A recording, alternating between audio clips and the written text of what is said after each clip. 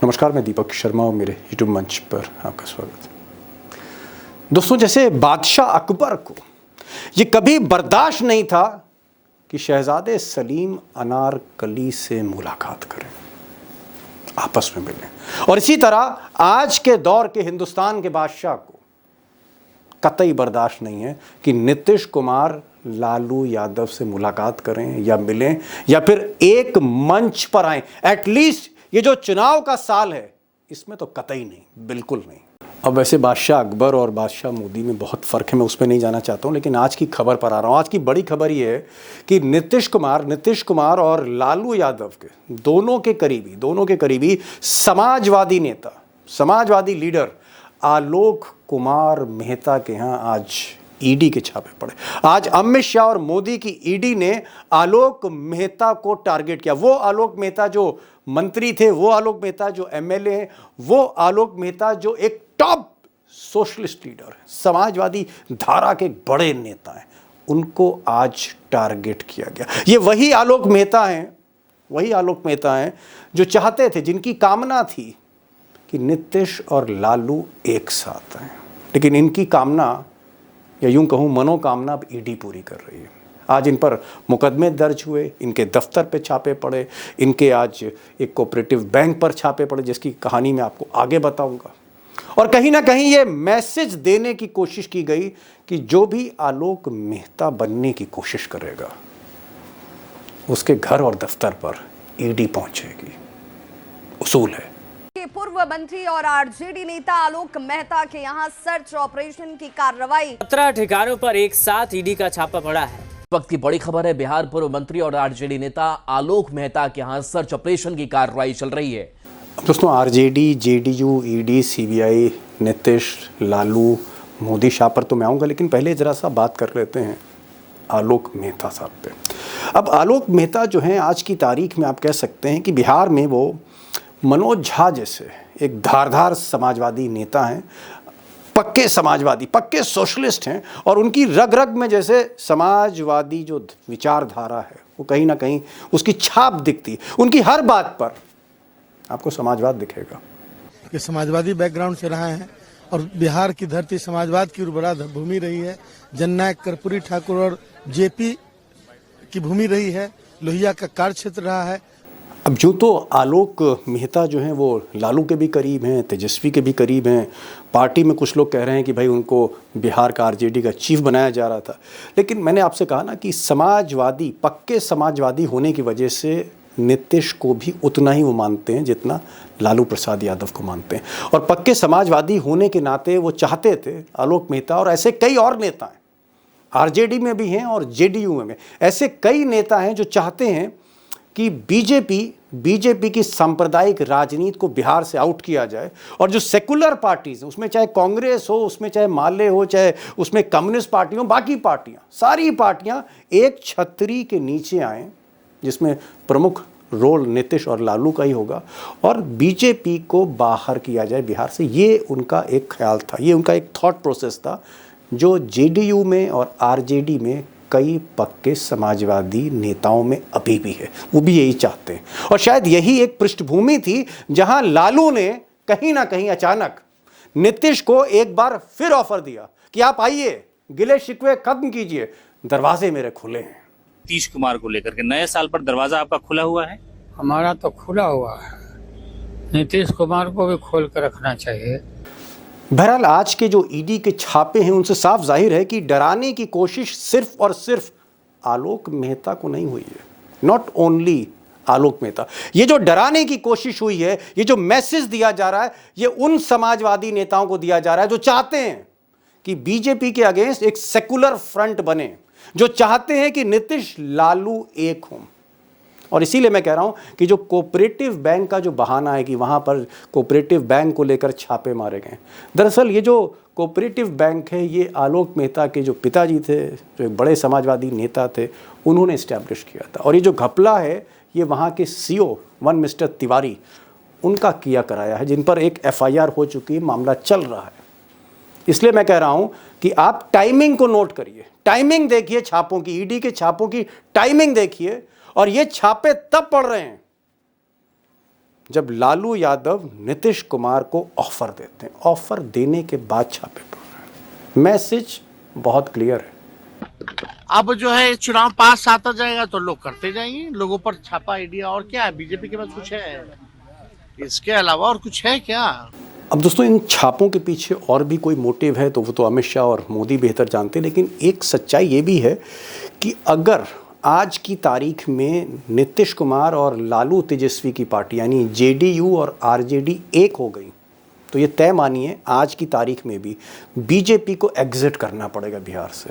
चुनाव में फिर बीजेपी के जीतने के चांसेस बहुत कम है। अगर सारी सेकुलर पार्टीज़, चाहे वो कांग्रेस हो या लेफ्ट पार्टीज़ हो या फिर नीतीश की पार्टी हो या फिर लालू की पार्टी, सब एक हो गई तो it's exit for BJP from Bihar. और सिर्फ बिहार में ही एग्जिट नहीं होगा, दरवाज़ा बाहर का, निकासी का सिर्फ बिहार में नहीं खुलेगा, उसका असर दिल्ली में भी होगा, क्योंकि मोदी जी आज की तारीख में एक अल्पमत सरकार चला रहे हैं, बैसाखियों वाली सरकार चला रहे हैं, जिसमें महत्वपूर्ण भूमिका नीतीश की है और नायडू की है। नीतीश की भी बहुत महत्वपूर्ण भूमिका है। तो अगर एक झटका लगता है उनको, मिस्टर मोदी को बिहार में, तो वो झटके का असर कहीं ज़्यादा दिल्ली में महसूस होगा। इसीलिए बादशाह नहीं चाहता कि नीतीश और लालू एक मंच पे आए, कम से कम 2025 में। अब ये बात सही है कि जिस तरह से पाटलिपुत्र, पटना ईडी की गिरफ्त में, सीबीआई की गिरफ्त में, इनकम टैक्स की गिरफ्त में, आप कह सकते हैं कि केंद्रीय एजेंसियों की ग्रिप में है, जिस तरह से, उससे एक डर का माहौल है। चाहे वो पार्टी जेडीयू क्यों ना हो, चाहे वो आरजेडी क्यों ना हो, चाहे वो कांग्रेस के लोग क्यों ना हो, हर तरफ डर का माहौल है। बार बार जो छापे पड़ रहे हैं, और यहीं से एक सवाल उठता है, द बिग क्वेश्चन, क्या इस डर की वजह से अब लालू और नीतीश कम से कम 2025 में, 2025 में एक नहीं हो पाएंगे, एक मंच पर नहीं आ पाएंगे, एटलीस्ट चुनाव तक? यानी जो मोदी और शाह चाहेंगे वही 2025 में होगा, जो मोदी और शाह चाहेंगे वही बिहार में होगा। ऐसा है क्या? या फिर नीतीश और लालू कुछ दिनों के बाद फिर से कुछ कर सकते हैं? Big question. इसी का मैं जवाब ढूंढने की कोशिश करूंगा। 3 खास मेहमान हैं आज। आरजेडी और जेडीयू के बहुत करीबी बिहार के जर्नलिस्ट अभिषेक कुमार, उनको मैंने बुलाया और इनवाइट करके उनसे कुछ सवाल मैंने किए कि आलोक मेहता को जिस तरह से टारगेट किया गया है, इसका मोटिव क्या, what is the motive, objective क्या है मिस्टर शाह के जहन में? सुनिएगा, उनका जवाब सुनिएगा।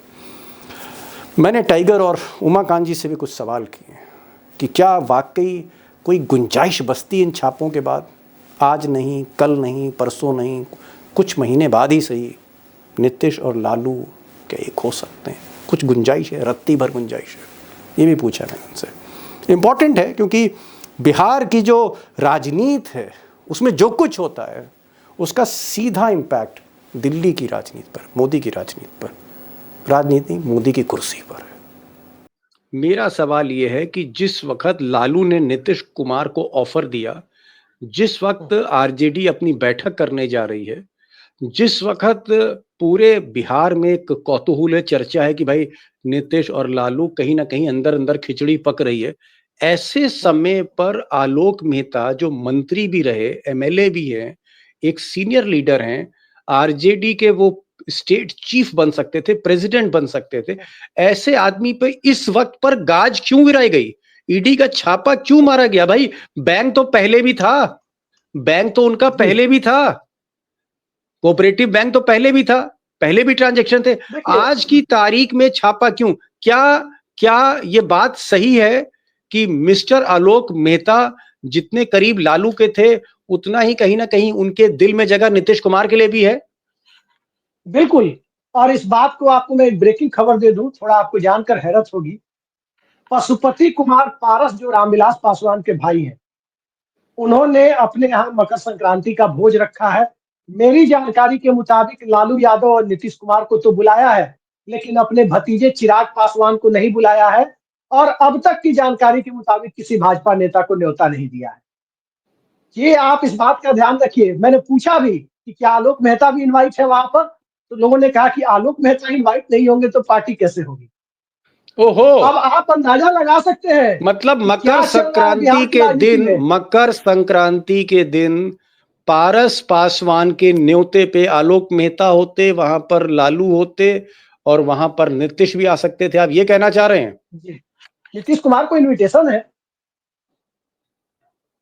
मध्यस्थता की कई लाइनें खुली हुई है। ध्यान रखिए, आलोक मेहता अकेले नहीं है, आलोक मेहता पुराने हैं, लालू यादव के ट्रस्टेड है, लेकिन पशुपति कुमार पारस लालू यादव और नीतीश कुमार दोनों से उनके साथ बड़े गहरे रिश्ते रहे हैं। भाई भले ही वो रामविलास पासवान के हैं।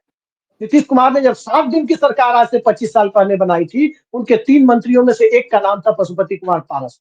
आलोक ओके। मेहता के पिता जनता दल और राष्ट्रीय जनता दल के फाउंडर मेंबर में से एक थे तुलसीदास मेहता। तो ये छापे का मतलब सीधा है कि कहीं ना कहीं एक तरह से इंटिमिडेशन है, डराने की कोशिश है कि बटे रहो और बट कर कटते रहो, एक हो तो सेफ नहीं हो। Okay okay okay, got it. Tiger, ये बताइए, जब भी लालू या लालू के बेटे तेजस्वी थोड़ा बहुत भी अगर इनवाइट करते हैं नीतीश कुमार को, या नीतीश कुमार और लालू की जब भी नजदीकियां दिखती हैं नजदीकियां कि एक दूसरे के करीब आ रहे, उसी वक्त एक विलेन की तरह हमेशा ईडी पहुंच जाती है पटना और दे छापे। ये मतलब क्या है कि अगर लालू से नीतीश जरा सा भी, या लालू ने जरा सा ऑफर दिया तो अमित शाह और मोदी जी का ब्लड प्रेशर हाई हो गया और सीधे जैसे पिंजरे से कोई शेर निकाला जाता, ईडी को छोड़ दिया? नहीं, ये आज की कहानी नहीं, बार बार यही कहानी क्यों हो रही है? आप पिंजरे से शेर मत बोलिए, पामिरियन को छू किया जाता है। ओके, तो पामिरियन को छू किया जाता है। और ये आज हम बिहार की बात कर रहे हैं क्योंकि रेड बिहार में हुई। आप मुझे बताइए, ऐसा कौन सा राज्य है जहां ईडी का प्रकोप नहीं हुआ 2014 से लेकर आज तक? और चुनाव के पहले ईडी एक्टिव नहीं होती, ऐसा किसने कहा आपको? क्योंकि बीजेपी में औकात ही नहीं चुनाव में लड़ने की, 1 to 1 सामने सामने। एक मर्दांगी का चुनाव होता है, चलो देखते दो हाथ करके कौन कितना पानी में। ये पहले विपक्ष को खत्म करते हैं, उनको जेल में डालेंगे, ईडी की नोटिस देंगे, ईडी एक्टिव होगी, इनकम टैक्स एक्टिव होगी, सीबीआई एक्टिव होगी, आपके फाइनेंस करने वाले शेल में चले जाएंगे, आपको पैसे के लिए तरसाएंगे, आपके नेताओं को जेल में कर देंगे, आपको बदनाम डिस्क्रेडिट करने का ईडी और सीबीआई के थ्रू काम करेंगे। और उसके बाद ये मैदान में आएंगे कि बताइए कौन है हमसे लड़ने के लिए। मैं तो आपको बोल रहा हूं ना कि यदि ईडी और सीबीआई मेरे हाथ में दे दीजिए सिर्फ 1 महीने के लिए, 1 महीने मोदी जी की 1 महीने के लिए सिर्फ मैं नरेंद्र मोदी जी की पूरे कैबिनेट को मेरे घर के सामने खड़ा कर दूंगा। अरे बाप रे। रेले सबके है, इतिहास सबका है, धंधे सबके है, सबके ससुराल है, सबके साले है, सबके दामाद है, ऐसा कोई नहीं बचा। सवाल ये है कि जब भी खेला हो गया बात होती है, क्योंकि Nitish is most uncertain and unpredictable element in Indian politics. तो यह डर बीजेपी को भी है। तो बीजेपी कभी उनके नजदीक के अधिकारियों पे रेड करके बता देते हैं कि कब अधिकारी एफिडेविट देगा कि मैंने नीतीश को पैसा दिया, और नीतीश अंदर। ईडी ने अनिल देशमुख को अंदर कर दिया था, उसके बाद ईडी जमानत मिली अनिल देशमुख को, उसके बाद और कोई डेट क्यों नहीं लगा ईडी का? जी, क्यों नहीं लगा? चुनाव के पहले कह रहे थे बहुत बड़े देवेंद्र फडणवीस, मेरे पास बहुत सारा डॉक्यूमेंट है, सीबीआई को दे देंगे। क्यों नहीं दिए डॉक्यूमेंट? कहां के डॉक्यूमेंट ये? तो आपको क्या लगता है ये जो ईडी का छापा है, ये सिर्फ और सिर्फ डराया जा रहा है, धमकाया जा रहा है, गीदड़ भक्ति, ये क्या मैसेज है? अधिकारियों को अभिषेक ने बिल्कुल बड़ी करी, मैसेज दे रहे और कुछ नहीं। अधिकारियों पे रेड कर दी नजदीकी, नीतीश औकात में आ गए। और उसके बाद नीतीश के तो पूरे जेडीयू में 80% लोग तो बीजेपी के चिराग पासवान के आदमी को पकड़ लिया, ठीक है। हाँ, तो चिराग पासवान बुके लेके पहुंच गए, और बहुत उनको दर्द हो रहा था कि पीछे बैकडोर एंट्री से ज्वाइंट सेक्रेटरी बनाए जा रहे हैं। बड़ा वक्तव्य दे दिया था, दूसरे दिन नील डाउन होते हुए समझ में आ गया उनको।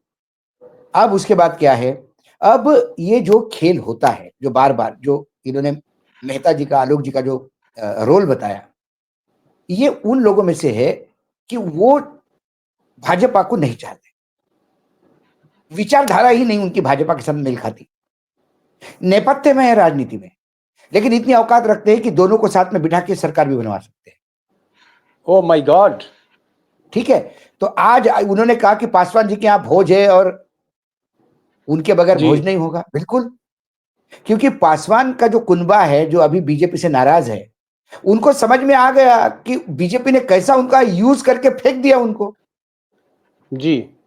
चिराग के खिलाफ पहले उनको यूज किया, फिर चिराग को पारस को। उपयोग में लाया, पारस को, फिर चिराग को उपयोग में लाया नीतीश के खिलाफ, फिर लोकसभा में फिर चिराग पे हाथ रख दिया, इधर उनको झटका दिया।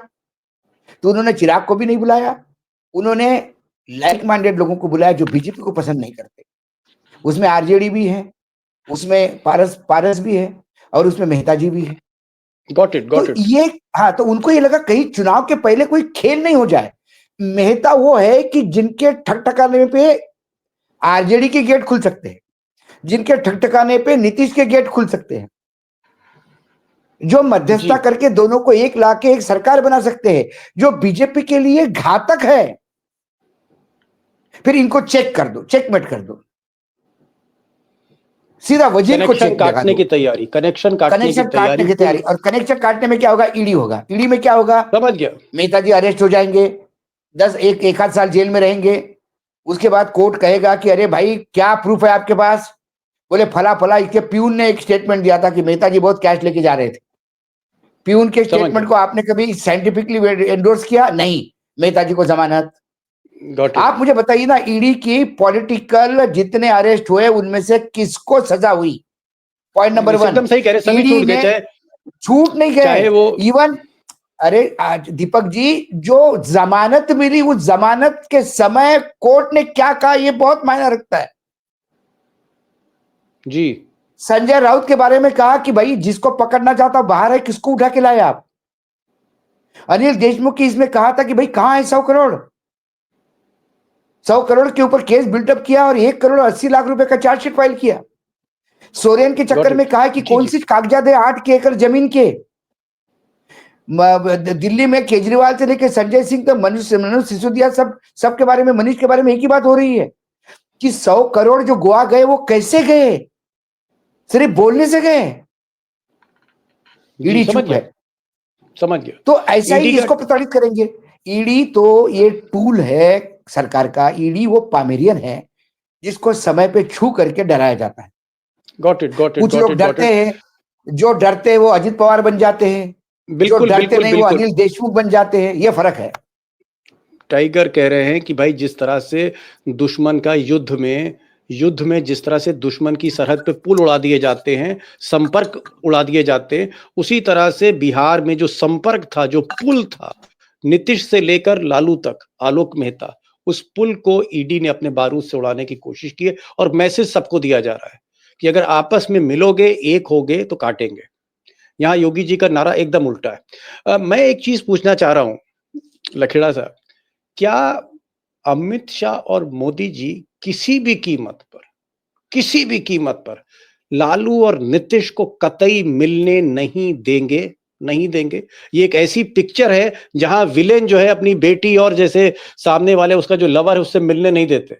क्या इन दोनों को मिलने नहीं दिया जाएगा? अमित शाह और मोदी मिलने नहीं देंगे?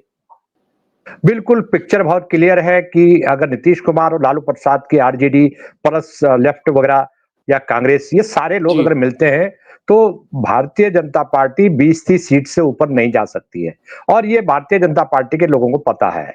इसलिए जहां इलेक्शन की, हमने इलेक्शन कमीशन सालों कवर किया, तो इलेक्शन कमीशन बोलता था कि सिक्योरिटी फोर्सेस वहां से वहां शिफ्ट की जा रही है।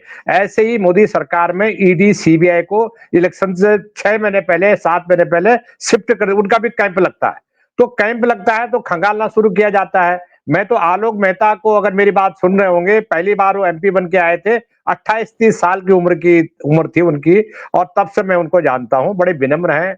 उनका क्या कारोबार है मैं उसकी डिटेल में नहीं जाऊंगा। जांच चल रही है, जांच हो सकती है। अगर उन्होंने कानून का उल्लंघन किया तो कार्रवाई होनी चाहिए। सवाल ये है कि ये चुनाव के पहले राजनीतिक मोटिव से, जी, चुनाव के पहले जो राजनीतिक मकसद से जो आप खेल करते हैं, वो सीधी सी बात है कि उसका केंद्र जो है बिहार होता है, केंद्र दिल्ली होता है, और उसका जो भूकंप का केंद्र जो है वहां भूचाल धरती जो है बिहार में हिलती है, या नेपाल केंद्र होता है बिहार में धरती हिलती है। तो ये धरती हिलाने की कोशिश हो रही है।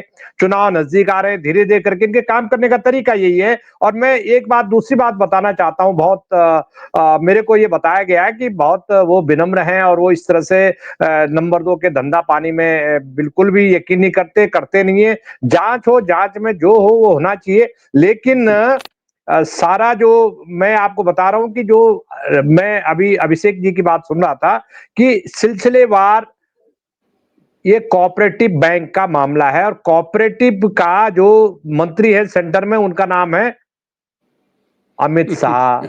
चलिए ठीक है, मैं बैंक की तरफ, घड़ी में सब कुछ है, घड़ी में पुलिस है, घड़ी में कोऑपरेटिव बैंक है, घड़ी में सब कुछ ताना बाना चल रहा है। और मुझे ऐसा लगता है कि इसका हमें 24 घंटे बाद इसका पोस्टमार्टम होगा। बहुत एग्रेसिव है आरजेडी, और वो मुझे ये बताया गया, अभी मेरी बात हुई कि कल वो इस बारे में डिटेल एक प्रेस कॉन्फ्रेंस करेंगे। जी नहीं ठीक है, देखिए मैं वो पैसा विपिन तिवारी हैं, किसी उनका विपिन तिवारी ने घोटाला किया, कौन सी हो, तो मैं उस डिटेल में जा ही नहीं रहा हूं। मैं तो सिर्फ टाइमिंग पर सवाल उठा रहा हूं कि जिस वक्त लालू यादव ने न्योता दिया नीतीश कुमार को, खिचड़ी पकने लगी पर्दे के पीछे, उसी वक्त ये बम क्यों गिराया, इसी वक्त ये अमित शाह की ईडी ने बम क्यों गिराया और पुल क्यों उड़ाने की कोशिश की। एक चीज मैं यहाँ आपसे पूछना चाहूंगा अभिषेक, आप तो पल पल की जानकारी रखते हैं, और ऐसा कोई पॉलिटिकल पार्टी का दफ्तर नहीं जहां से आपको सूचना ना आती हो। कुछ लोग ये कहते हैं कि दिल्ली में सबसे पहले सूचना जो है वो अभिषेक बाबू को दी जाती है, और कई बार नीतीश का ऑफिस भी आपसे कंफर्म करता है कि भैया ये सूचना आपके पास है कि नहीं है। बहरहाल आपके पत्रकारिता की जो नेटवर्क है मैं उसमें नहीं जाना चाह रहा हूं। मैं आपसे ये पूछना चाह रहा हूं, क्या जो नीतीश और लालू के बीच में थोड़ी सी बीन बज रही थी, ये बीन अब रुक जाएगी? इस छापे के बाद ये जो बातचीत होगी ये टल जाएगी महीने भर के लिए, या एकदम से कैंसिल हो जाएगी, या पोस्टपोन हो जाएगी? ये जो बातचीत चल रही थी थोड़ी बहुत पर्दे में, इसका क्या होगा? क्या बातचीत अब खत्म आज से? बातचीत बंद नहीं होगी, और एक नहीं कई सारे चैनल हैं दोनों के बीच बातचीत के। यकीन मानिए, देखिए एक ही पेड़ की दोनों दो शाखाएं हैं। जनता दल से ही जनता दल यूनाइटेड निकला वाया समता पार्टी, और जनता दल से ही राष्ट्रीय जनता दल निकला। ग्रास रूट लेवल के काडर से लेके ऊपर की लीडरशिप तक सब एक दूसरे को जानते हैं, ब्लॉक लेवल से ऊपर तक। तो कौन चैनल है, क्या है, इसकी चर्चा मत कीजिए। आलोक मेहता एक पोटेंशियल चैनल थे, इस बात को बिहार की राजनीति में सभी लोग स्वीकार करते हैं कि आलोक मेहता पर लालू यादव को भी भरोसा है, तेजस्वी यादव को भी भरोसा है, नीतीश कुमार को भी भरोसा है। आज जरा तेजस्वी यादव का बयान देखिए, अभी थोड़ी देर पहले, मुश्किल 1 घंटे पहले उन्होंने क्या कहा है। डीके टैक्स, बिहार में डीके टैक्स वसूला जा रहा है। अब डीके नाम का कोई पॉलिटिशियन तो नहीं है, डीके नाम का कोई चीफ सेक्रेटरी भी बिहार में नहीं है, डीके नाम का कोई जिसका शॉर्ट फॉर्म डीके हो डीजीपी भी नहीं है। तेजस्वी यादव साफ साफ कह रहे हैं कि बिहार में डीके चला रहे हैं सरकार को। डीके कौन है भाई? और डीके पर भी क्या, अगर कोई कथित डीके है तो क्या उन पर भी ईडी का साया है, और वो जनता दल यूनाइटेड के लोगों को कथित तौर पर डरा तो नहीं रहे हैं? अरे तो हमें तो बता दीजिए, हमारे दोस्तों को बताइए डीके क्या है। मैं भी नहीं जानता है डीके कौन है। मैंने देख जनता दल यूनाइटेड में बात की, मुझे पता चला कि भाई देखिए, संजय झा का तो शॉर्ट फॉर्म एसजे होता है, ललन सिंह का शॉर्ट फॉर्म एलएस होता है।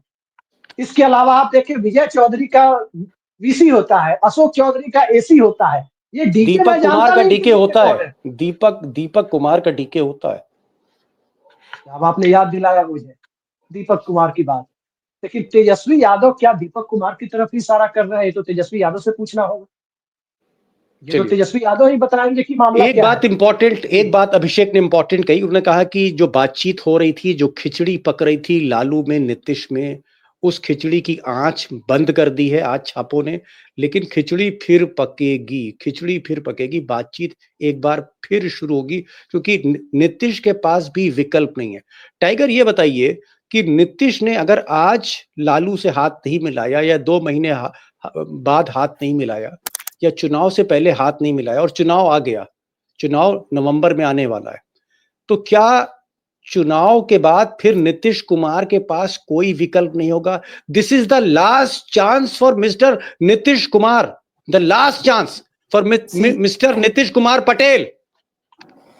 This is the last chance for Nitish Kumar, but whether he is in a position to avail that or not, that has to be seen. ये आखिरी मौका है नीतीश के पास, लेकिन वो मौका भुनाने के लिए सक्षम है या नहीं ये देखना होगा। ओके अभी इन्होंने कहा कि नीतीश और लालू को मिलने के लिए कोई बिचौली नहीं चाहिए, बिल्कुल नहीं चाहिए। लेकिन क्या फिर नीतीश और लालू मिल जाएंगे और लालू जो कहेंगे वो नीतीश मान लेंगे, या नीतीश कहेंगे वो लालू मान लेंगे? ऐसा नहीं होगा। उसमें भी ग्लिचेस होते हैं, उसको आयरन आउट करने के लिए आलोक मेहता चाहिए। उसमें एक होता है कि अच्छा तुम दो चीजें तुम कम करो, दो चीजें तुम कम करो, साथ में रहो, मेरा दोस्त हो। एक गारंटी लेने वाला चाहिए बीच में। ये काम होते इन लोगों के, इसीलिए कितने भी घनिष्ठ दोस्त हो, वो जब साथ में होते तो तीसरा आदमी बीच में चाहिए होता है। रही बात नीतीश कुमार की, नीतीश कुमार जब भी मिलना चाहे आरजेडी को, तो नीतीश कुमार सबसे पहले ये बात बीजेपी के स्लीपर सेल को बताता है, जो ऊपर आकाओं को बोल देते हैं कि ये सोच रहा है जाने की, फिर एक रेड हो जाती है, फिर नीतीश बैकफुट पे आते हैं, फिर ऊपर से एक डंडा होता है, फिर बैकफुट पे आते हैं। क्या नीतीश अपनी डिसीजन खुद देने की स्थिति में है? क्या अरविंद केजरीवाल को दिया हुआ, एक सेकंड, क्या अरविंद केजरीवाल को लिखा हुआ लेटर नीतीश ने डिनाई किया? क्या नीतीश किस मुंह से अरविंद केजरीवाल को कोस रहे थे कि तुम्हारा देखो, तुम्हारी राज्य में तुम ये नहीं कर रहे? इसी इतने घटिया, यदि नीतीश कुमार को लगता है इतने नाकारा है अरविंद केजरीवाल, तो किस औकात से उन्होंने अरविंद केजरीवाल का हाथ पकड़ के इंडिया गठबंधन में लाए थे? लेकिन वो लेटर दिखा किसने? संजय झा ने। इनको झक मार के एंडोर्स करना पड़ा। प्रेस रिलीज निकाला संजय झा ने, एंडोर्स करना पड़ा नीतीश कुमार को। जी, मैं एक सीरियस नोट पे आ रहा हूँ, सीरियस नोट पे। अभिषेक, आपसे लास्ट अभिषेक कुछ कह रहे हैं। छोटी सी चीज मैं कहना चाहता था, एक छोटी सी। जी हाँ, बोले। दीपक जी, पिछले 3-4 महीने के दरमियान कम से कम आधा दर्जन सीनियर नेताओं ने जेडीयू के खुद मुझसे कहा है कि 3 नेता है और एक कथित रिटायर्ड ब्यूरोक्रेट है। ये 4 हमेशा जब कोई अपॉइंटमेंट मांगता है कोई लीडर या कोई व्यक्ति नीतीश कुमार से, पार्टी का भी कोई कार्यकर्ता हो या नेता हो, इनमें से कोई ना कोई 1 या 2 वहां पहुंच जाते हैं। अकेले नीतीश कुमार से मिलने नहीं देते। ये बहुत विचित्र स्थिति है वहां पर। तभी आलोक मेहता जैसे लोगों का रास्ता संभवतः निकाला गया है कि ये स्थिति बनी है। लेकिन सवाल ये भी है कि बनी है तो क्या नीतीश कुमार ने खुद ही बनाई है? जी, समझ गया। आलोक मेहता थोड़ा सा करीब आ रहे थे। आलोक मेहता बीजेपी के घोर विरोधी हैं, समाजवादी धारा के हैं। आलोक मेहता जैसे नेता चाहते थे कि लालू नीतीश एक साथ आए और आलोक मेहता उस मुहिम में अकेले नहीं थे। कई ऐसे नेता हैं समाजवादी विचारधारा के जो नीतीश और लालू को एक साथ लाना चाहते हैं। इसमें माइनॉरिटीज के भी नेता हैं, इसमें अति पिछड़े भी हैं, इसमें पिछड़े भी हैं, और कुछ लोग कहते हैं इसमें कुछ भूमिहार और समण भी हैं जो समाजवादी धारा के हैं, और उसी को रोकने की कोशिश हुई। मैं एक बहुत सीरियस नोट पे बड़ा सेंसिटिव सवाल लकेड़ा साहब आपसे पूछ रहा हूँ और बहुत मैं चाहता हूँ नपातुला जवाब ही मिले, क्योंकि हम किसी के पर्सनल हेल्थ इश्यूज के अंदर नहीं जाना चाहते। लेकिन हेल्थ इशू अगर किसी चीफ मिनिस्टर के लिए एक प्रॉब्लम है तो उसको मोटा मोटी डिस्कस करना एक मजबूरी हो सकती है। अगर बाइडेन को लोग डिस्कस कर सकते हैं, दुनिया के सबसे ताकतवर आदमी को, तो हम बिहार के मुख्यमंत्री को भी डिस्कस करेंगे, क्योंकि politics is not a personal thing. मैं ये कह रहा हूं कि जो हेल्थ इश्यूज हैं नीतीश कुमार के, अगर ये हेल्थ इश्यूज नहीं होते, वो अपनी पिंक ऑफ हेल्थ में होते, स्वस्थ होते, वही नीतीश कुमार होते जिन्होंने लोहा ले लिया था एक टाइम मोदी से। क्या नीतीश कुमार अगर पूरी तरह 100% फिट होते तो वो खुद आज चीफ मिनिस्टर ऑफिस से चल के लालू के यहाँ पहुंच जाते? देखिए, जो परिस्थिति है बिहार की पॉलिटिक्स की, नीतीश कुमार के सामने ऑप्शन बहुत कम है, इसीलिए वो फूंक फूंक के कदम रख रहे हैं। उनके जो 2 बड़े ब्यूरोक्रेट्स जिनके रेड पड़ी, 6 महीने पहले पड़ी, साल भर पहले पड़ी, जो लगातार रेड पड़ी, उसके बाद भी वो जहर का घूंट पी करके चुप है। लेकिन मैं आपको बता दूं कि जिस तरह से शरद पवार जाने जाते हैं मौके की प्रतीक्षा वाले राजनेता, बड़े मैच्योर, मैं नीतीश कुमार को भी मैं ये मानता हूं कि नीतीश कुमार भी मौके की तलाश में है। और नीतीश कुमार भले ही आरिफ मोहम्मद खान के साथ कर्टसी कॉल कर रहे हो, लेकिन नीतीश कुमार इतने नादान नहीं है कि वो ये ना समझ पाए कि आरिफ मोहम्मद खान को मिशन बिहार पर क्यों भेजा गया है। और भारतीय जनता पार्टी को भी पता है कि अगर आपने नीतीश कुमार और आरजेडी अगर इनको अलग अलग रखने के लिए जादू मंत्र तंत्र मंत्र को जारी नहीं रखा तो आप बिहार बचेगा नहीं, और जिस दिन बिहार जाएगा उस दिन मोदी जी की कुर्सी डावाडोल होगी, ये तय मानिए, क्योंकि चंद्रबाबू नायडू भी इसी इंतजार में बैठे हुए हैं कि नीतीश का अगला कदम क्या होगा। जी, गॉट इट। एक्सपर्ट्स ने आज बहुत कुछ वैल्यू एडिशन किया है।